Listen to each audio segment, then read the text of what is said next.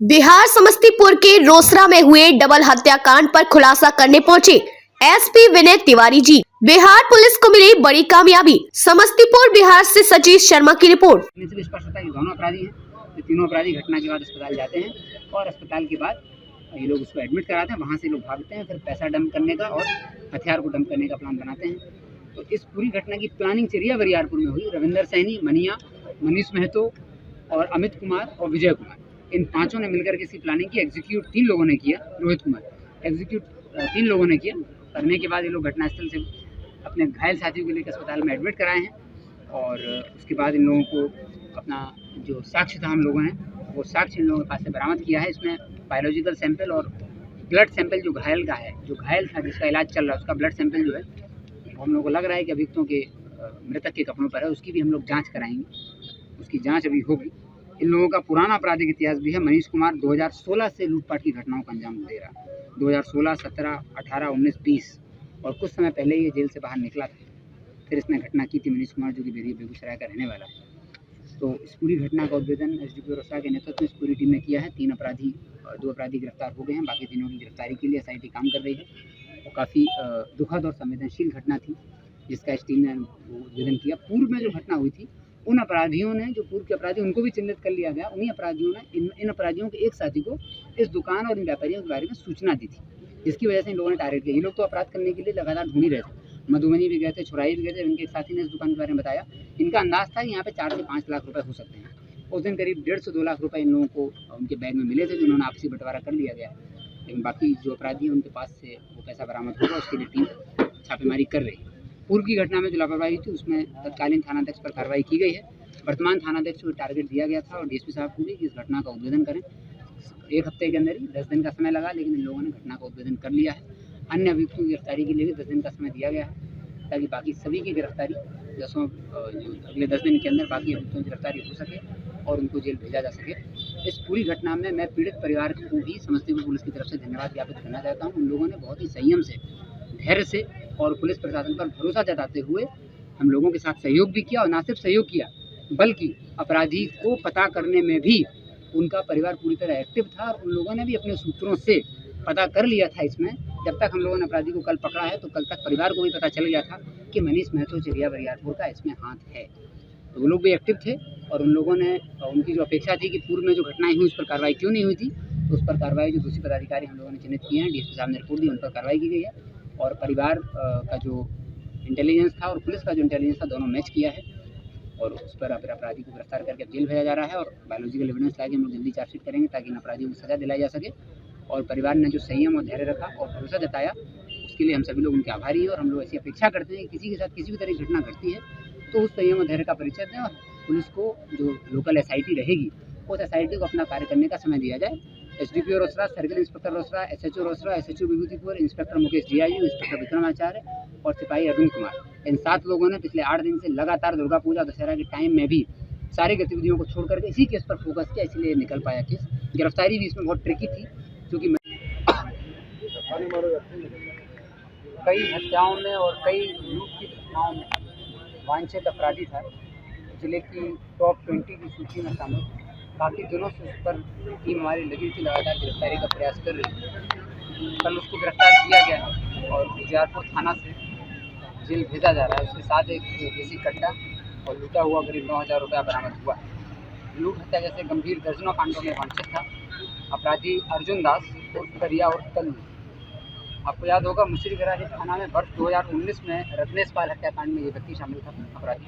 दलसिंहसराय थाना में 2020 में घटना हुई थी। मुसरीघरारी थाना में 2021 में शशिनाथ जहाँ हत्याकांड में शामिल था।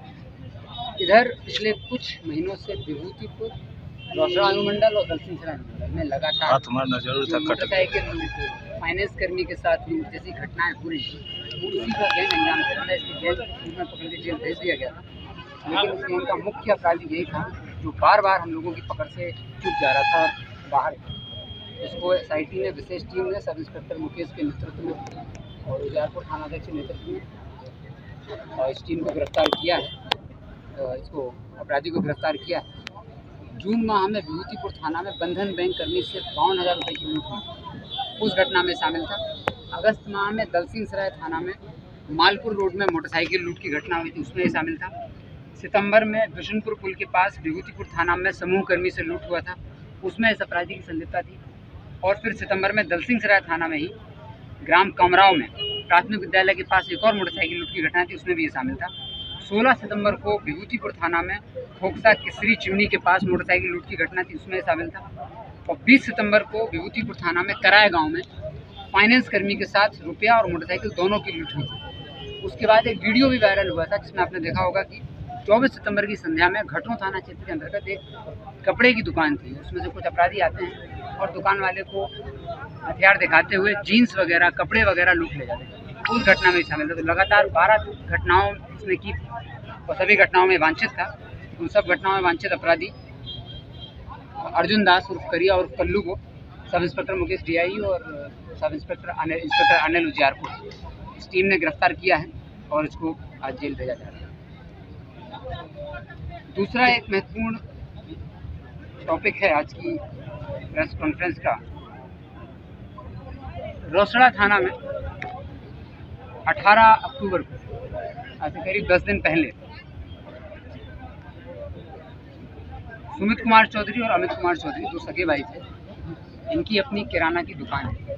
पिछले कुछ समय से किराना की दुकान चला रहे थे और काफ़ी अच्छा प्रगति उसमें भी कर रहे हैं। इन दोनों भाइयों को 18 तारीख को रात में 8:45 बजे हम लोगों को सूचना मिली कि इनको गोली लगी थी और दोनों को जब अस्पताल लाया गया, परिजनों को भी सूचित किया गया, तो दोनों की अस्पताल लाते लाते डेथ हुई। दोनों भाइयों की एक साथ डेथ हुई थी और ये लोग 2 मोटरसाइकिल से अपनी दुकान को बंद करके रात में करीब 9:45 बजे, 9:30 से 10 के बीच में अपनी दुकान बंद करते थे और उसके बाद ये निकलते थे 10 बजे के आसपास अपने घर पहुंचते थे। यहाँ से लेके इनका घर है, ज़्यादा दूर नहीं है, 5-10 मिनट का ही रास्ता है। मोटरसाइकिल से लोग अप डाउन करते थे। रास्ते में ही अपराधियों ने चोरवा पोखर के पास इनको ओवरटेक कर करके मोटरसाइकिल रुकवा दी और जो बैग इनका था, बैग ये डेली लेके जाते थे, उसमें कुछ पैसा ये लोग रखते थे दिन भर की सेल का, वो पैसा बैग उनके पास नहीं था और इन दोनों की डेथ हो गई थी। तत्पश्चात अनुसंधान किया गया, FIR किया गया था और 2 SIT इसमें बनाई गई थी, एक SDPO रोसड़ा के नेतृत्व में और एक SDPO सदर के नेतृत्व में।